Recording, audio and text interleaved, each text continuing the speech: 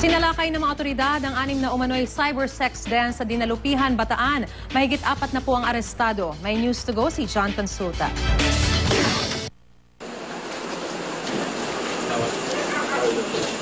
Nang ibigay ng kanilang asset ang hudyat.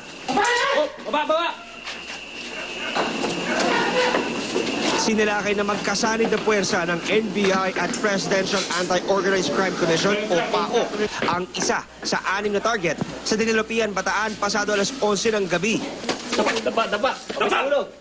Mabilis na pinadapa ang mga bantay sa labas para di na makalaban pa at inakyat ang mga umunoy nagsasagawa ng cybersex operations.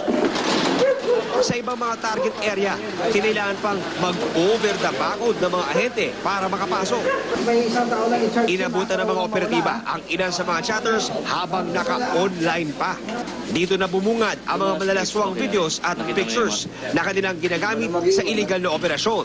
Modus daw ng mga sinilakay na cybersex chat hub centers ang mambiktima ng mga dayuhang customer gamit ang mga pre-recorded pornographic materials na nakalagay sa kanilang mga computer. Base sa intel report ng PAOK at NBI, karamihan sa mga na-arrestong chatters ay mula raw sa mga probinsya ng Pampanga, Bataan, Bulacan at Nueva Ecija.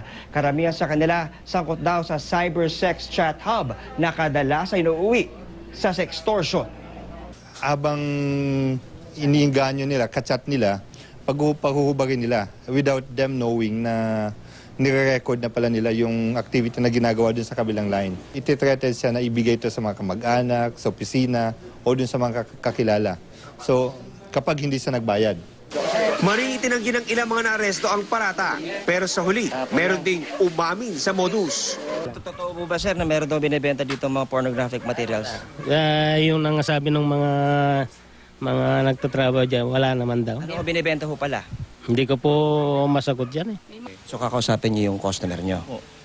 Tapos magpapakilala kayo na kayo yan o ibang tao? Kami po. Ibang tao. Initially, ang violation na nakikita natin dito is yung violation ng Section 4C ng Republic Act 10175. Ito yung Cybercrime Prevention Law. 45 cybersex chatters ang naaresto sa operasyon, habang mahigit 100 computers ang kinumpiska at sasailalim sa forensic examination ng NBI. John Consulta, GMA News.